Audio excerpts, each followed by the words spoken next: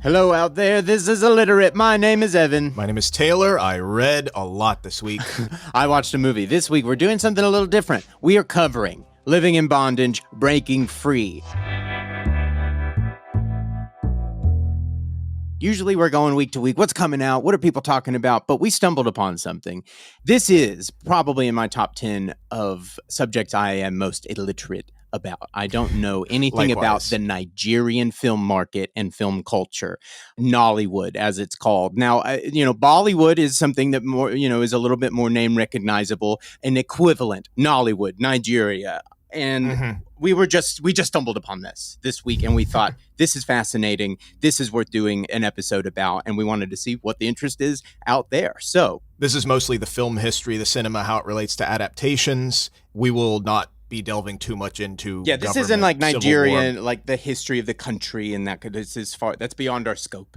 Right. So we're really sticking to what is the Nollywood phenomenon and how big is it really? Because I really had never considered it before. And something potentially in the next 2, 5, 10 years. Do not sleep on Nigeria. This may be massive as it relates to the reason. Media. I mean, it already is. It already is. We're just not privy to it because we don't live in Africa. 100%. The reason I said I yesed it immediately was I saw it was on Netflix. Immediately, I go, oh, the recent one, the one that we've covered today, which we'll give some context out of why we've chosen this film. It's not brand new as of this year, but it did come out in 2019. But it's on Netflix. I saw the value in that immediately, and it's the perfect window into this subject. So. I saw one of the Nollywood directors was saying, in Nollywood, you don't waste time. It's not the technical depth that has made our films so popular. It's because of the story. We tell African stories. And so we'll get into the tone and the genre and how it's made and all this stuff, because it does get, if you're not aware of it, some guff for the quality cinematically. But it all makes sense, hopefully. I got used to it as the film was going on, and I'm so glad to hear that quote, because that was how I felt. It's 2.5 hours, and man, it is jam-packed, and there is something to be said about that kind of storytelling and the speed, the pace at which this is done. So hearing that up front, that's a really good way to go into it, actually, because that kind of cuts through, And just as a barometer here for also talking about fast-paced impact, all of that stuff, it's as ubiquitous getting a movie. The big thing there, which we'll get into, is DVDs being sold and piracy and all that whatnot. But it's like if you're in a big city and there's a traffic jam on the street, it's like selling fruit or flowers or whatever. People will come up to the cars with DVDs. It's that much of a commodity in Nigeria. So just a little bit about Nigeria for some of the context to the film scene. In a 2011 study, they were rated the happiest people in the world. I don't know how they do the study, but optimism scale, 70 points they scored. The United Kingdom, who was doing this study, those people only scored 44. I want to know more about quantifying happiness, but that's besides the point. Well, so some of that, what was interesting is, and if you're Nigerian, reach out to us, please. If you can speak to this as a part of the cultural zeitgeist. But there is school us, and we'll read it on the show. There is a huge spirit of entrepreneurship. So most Nigerian people would be bewildered if you admit that you have some sort of a lack of ambition, and that is scientifically, like, working towards happiness makes you happy. There is a aspirational quality to optimism, and that is embedded in the culture. I saw a quote from a Nigerian journalist that she said her father always said this Yoruba saying, which is one of the languages spoken, and it basically translates to, if a Friday is to be sweet, you'll know by Thursday. So like seeing what Friday holds ahead of the time, but if you're excited about Friday, it's probably going to be good. I think that it's also like a spiritual mood board of like what you want to manifest in the ether. Yeah. So there was, speaking to, you're talking about the study stuff. There was another study that's the happiness index, which accounts for other things like life expectancy, GDP, civil rights, corruption. And in the world, Nigeria is 78th on that metric. Okay. So I just thought that was kind of interesting as it applies to some of the topics that are being made in these films and how, like we talked about, the distinctly African stories. This is where these people are coming from with this stuff. So second thing is the size and the scope we have to understand about Nigeria and then their film industry. Right. So in Nigeria, 214 million population. So 1 in every 6 people in Africa is Nigerian. Wow. To put that into context. And then if you look at the whole world, the percentage would be 1 in every 40. Wow. Okay. And then in terms of the film industry, it's second only to agriculture in terms of employment. Oh, that's fascinating. That's huge. It is that's wild. Yeah, Oh, what? yeah, it's the third most valuable film industry outside of the U.S. and Bollywood, but it is the second in terms of output. 2,500 films a year. This is why we're doing this, is because this is already so big and we're totally blind to it. And so if it's up there, top 5, baby, we deserve to be talking about it and knowing about it and should be seeing it for what it is. Wow, this is amazing. Lagos, the capital, is mostly where it's done, but God, the ratio for that is 50 films a week. Oh my gosh. So I was to eat that Hallmark Channel. Yeah. We covered them. They're doing like 50 a year, and we thought that was crazy. No way. So it's so young too, because we'll get into the history of it, but really this output starts in the 90s. So a little over 20 years is when this started, but they have produced more movies than America has in the last 100. Whoa. So I know it's all numbers stuff. Yeah. Insane scope of the amount of people and the amount of films they're making and the amount of money that they're making. Oh my gosh.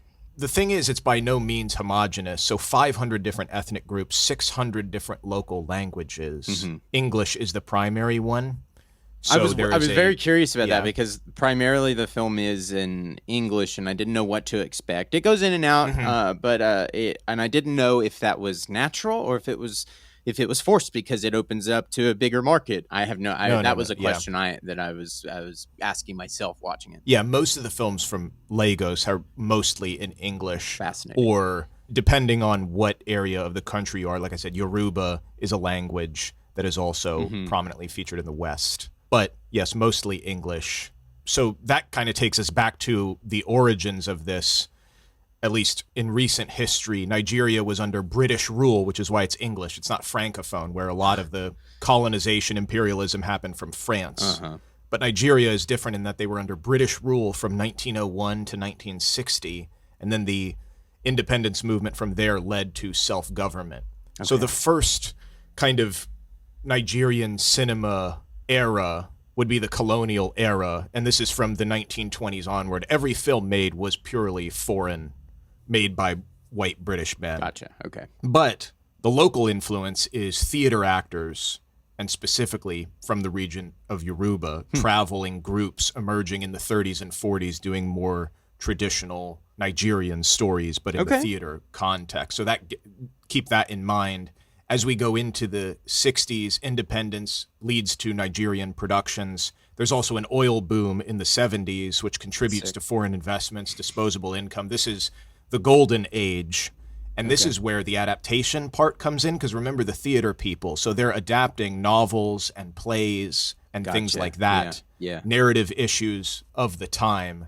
There is it's a bit less original work and more of adaptation, actually, really, okay, here's this material, let's make it this way. And a lot of the theater actors from the traveling groups are then being put onto film. How much fun. In this time period of the 70s. And then even in the works, this famous author, Wole Soyinka, who actually won the Nobel Prize in Literature in 86. Whoa. Which is the big one for your whole body of work. He's the first sub-Saharan African writer to get that.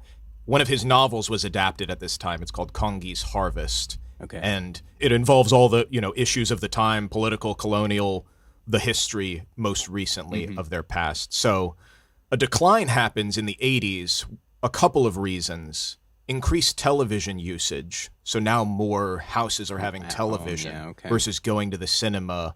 Lack of financial support, as well as here comes a lot of the government problems, which I can't speak to all of them, but unrest amongst everyone. So here we come to where you can speak more to the thing you saw was a sequel of what's going on now, which is the 90s, and it's the video age. People stop attending theaters. Theaters are closing. You don't want to go to them at night. Ooh, it's scary. The state TV can't pay anybody. The currency is tanking. You can't import movies either.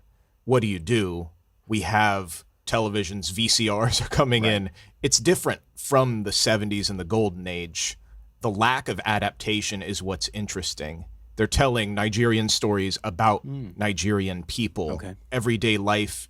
It's about things they're really starting to, it's no longer about getting on your feet as, okay, we're making movies. It's now Nigerian stories for real. What is special about it in this culture? That's really interesting to see it move through waves, like through the 60s, 70s, into the 80s, and kind of questioning for a second and then stepping out into really defining what Nollywood would come to be. Yeah, exactly. And so that some of the thematic stuff is the storytelling tensions between individual and extended families, urban and village life, and then another huge one is Christianity and traditional religions. Those are all the themes that are coming through. But again, it's like in this time frame, it has a lot to do with how people think perhaps it's overacted or there's some sort of cheesiness to it. But I saw an interview with one of the actors, and he was saying, like, that's just the expressive Nigerian way of being. Like, most Nigerians are very expressive. And also for the context of it, it's like you want escapism, you want soap opera, melodrama. And if you're more focused on the story and telling an authentic Nigerian story, something that's going to stand out, then you can watch it. I totally I get it. Like I totally get it. So we're into the early 90s here. So Living in Bondage, the original film. Released in 2 parts, I'm seeing, which is really interesting. So now we're in the video age. This is a straight-to-video movie in 92 and 93. Here's what happens with it. So there is an electronics merchant, Kenneth Nanubu, turned director because he had too many tapes to sell. Yeah, don't we all? It's a purely business situation, but it's kind of interesting because it's about a man who's haunted by his wife, who is a ghost who he sacrifices to a cult. It's the classic folk story of a man selling his soul for wealth. Right. All the typical elements, marital discord, greed, conflict of Christianity and the occult, all the stuff that I mentioned, the hallmarks of Nigerian cinema. But what it makes it explode is now we have these digital systems, digital cameras, cheap VHSs, hugely popular locally. And you can see yourself getting this technology in the 90s. Are you going to be worried about how it sounds and how it looks? Or are you going to be worried about telling a story that stands out? Or first of all, selling these empty VHSs. Oh yeah, for sure that. But I'm just talking about the way that this what they're talking about, the quality and then now it being more accessible, it being on videotape, VCR. People have cameras in there, and it's not just on film and having to have a studio develops exactly. So I could see the rush to want to tell your story as fast as possible. It's also all of that, and then at the very top, the cultural stuff combined with the industriousness, ambitiousness, optimism. Hell yeah. As a culture. So boom, boom, boom, we're all into the 90s now, and this is the video era. So financing stuff, you mentioned, it's low. $30,000 budget is even on the higher end. Good Lord. 15 to 20,000, and 1 to 3 months. Shooting for 9 days to 12 days, post-production 2-3 months. A lot of it improvised. There was a director that I saw in an interview. He was saying, in Nigeria, we do not count walls. We figure out ways to climb over them. Because it is so difficult also. These are not easy sets where you're just on a soundstage. Tropical downpours, power outages, actors are late or missing. Just sound is like I was watching a documentary and just somebody's cutting trees down and they're like, can we get them to stop for 2 minutes, please? Or a mosque is broadcasting prayers all day. And it's like, well, we can't film today because we didn't know this was going to happen, all that stuff. There was a director even that was shocked to learn that American directors have been working for years to make one movie. Wow. That's just, yeah. It's just not in the culture at all or in the way that these things are made. That's not how it works. So there was an actress I saw. She's famous now, Onyi Okorafor, and she is 23 but has already appeared in almost 24 films. Wow. Oh my god. Because you're cranking out 50 a week on the industry as a whole. But then because of the low budget, the actors are only paid, $1,000 to $3,000 per film. Well, there's the pluses and the minuses. There's a bunch of them. But so, I mean, you're making, I don't know. That's Why does it always seem like it's that equal scale? It's like, well, you can be in a lot of them, but you're not going to get paid much. I don't know. Yeah. Well, what's interesting, like you said, the pluses and minuses, I found this super fascinating. The pluses of this, different from Hollywood, the producers are often women, make a great income. And here's the reason behind that. So I saw an interview with a producer, Chioma Ude, and she also runs the African International Film Festival, which is the largest film festival in all of Africa. Her take, she was saying in this time of instability, men were busy scrambling for positions in government, power, all of that stuff. And the women said, how do we do trade, film, fashion, everything else that's cultural? And so by the time the men looked up, we owned the whole sector. Wow. Like literally owned the whole sector. Late to the party. So, yeah. In 2014, there is a Nigerian businesswoman, Folorunsho Alakija, and she unseated Oprah as the richest woman of African descent in the world. What? She's worth over $3 billion. When did that happen? 2014. Wow. Oprah got it back, but for a time she was nice, but got like fashion, oil, real estate, printing, all of this stuff. A lot in Nigeria in relation to other industries is owned by women. So a lot of film producers, film festival, like all that stuff Put is them in a women. head-to-head match in a cage fight. Let them. I didn't know anything about that as it relates to Nigerian cinema. Not at all. It was super interesting to me that that's also a facet of the production. Yeah. And some of that, the producers are also the distributors. So this is why there's a lot of films coming out, is because of that DVD, what once was VHS distribution model. There's hardly any cinemas, nothing's open, everybody's got TVs. The DVDs sell for $1 or $2 on the street.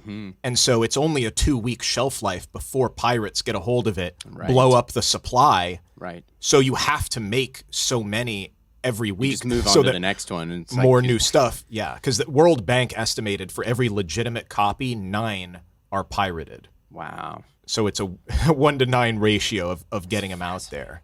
It's fascinating in different cultures their appetite for going after piracy. And I know in this country they definitely crack down on it, but it's it's like I've heard of like people's parents going on business trips to China and just coming back with all sorts of just like dollar DVDs that were like video camcordered. It's always fascinating to me why these cultures feel or don't feel the recourse to go after their copyright.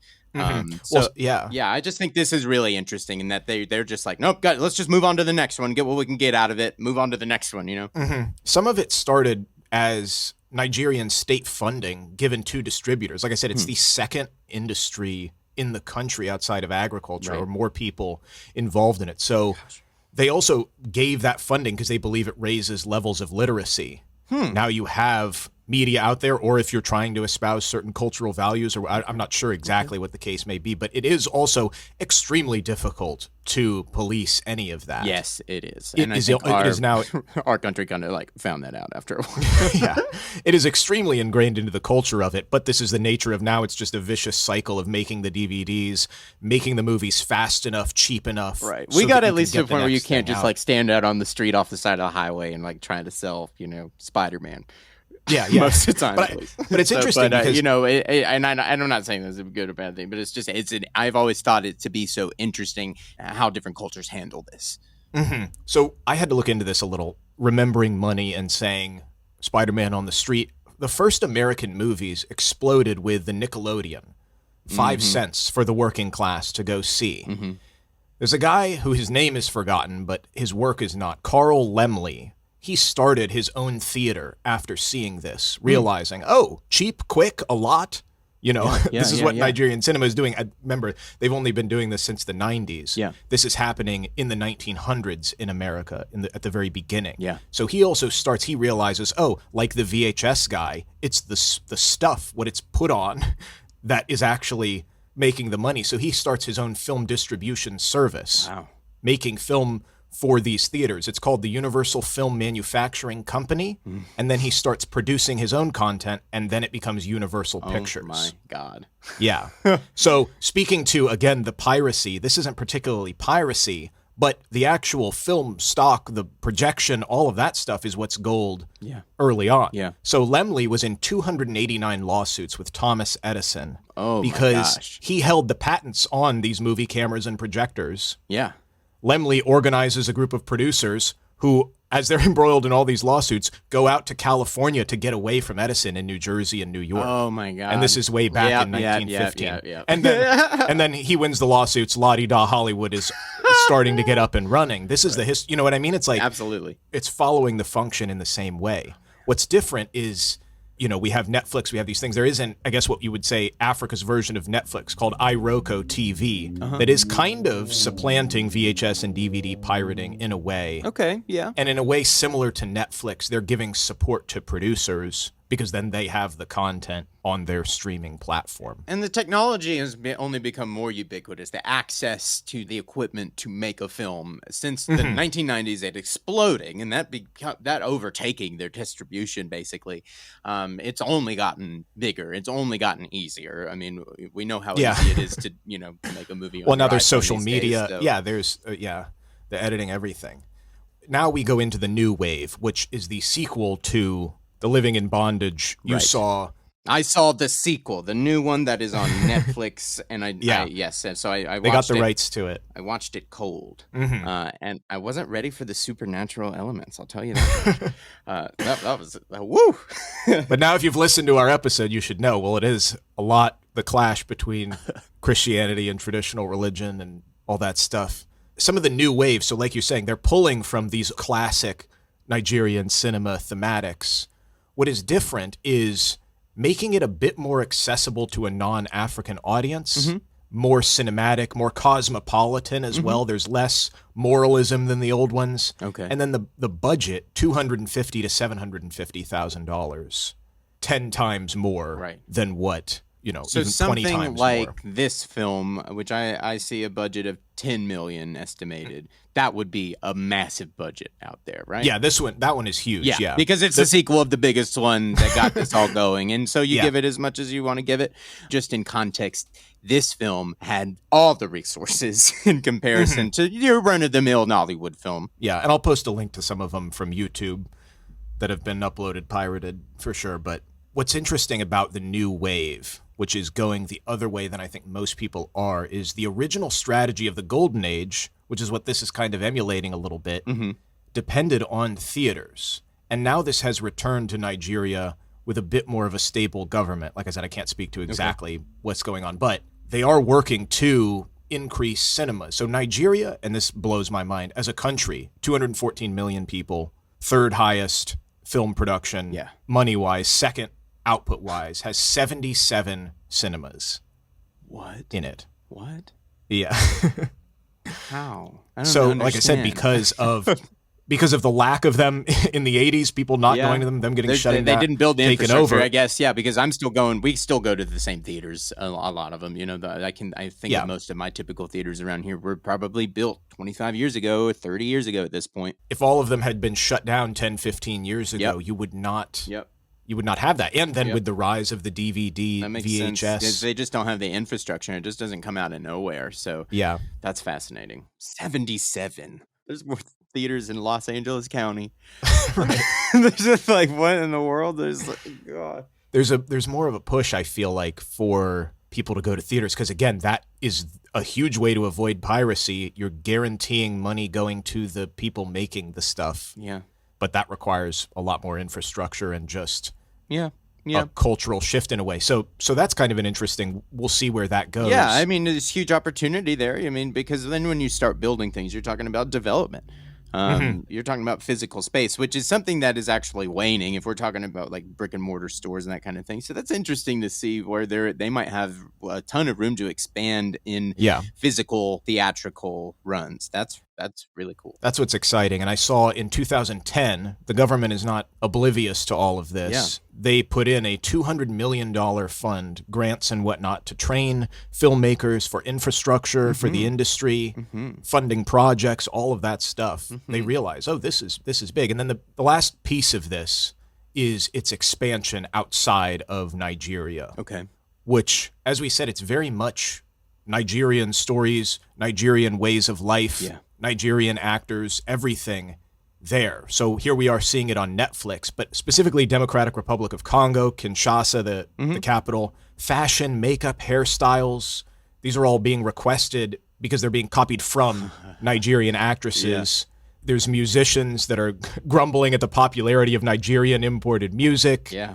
There was a guy who, dubbing into Congolese, said that the films are popular because Nigeria has succeeded in reconciling modernity and their ancient ways, their culture and tradition. So that's some of the growth stuff.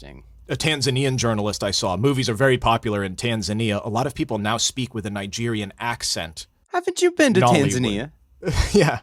Yeah. That's like the first thing I thought. I was like, what? I know he's been there. Yeah. I could not discern whether people were speaking with a more Nigerian accent, but super interesting that exporting the culture, lifestyle, everything, kind of it like in Hollywood, and there's a backlash because it's like, is this a Nigerianization of Africa?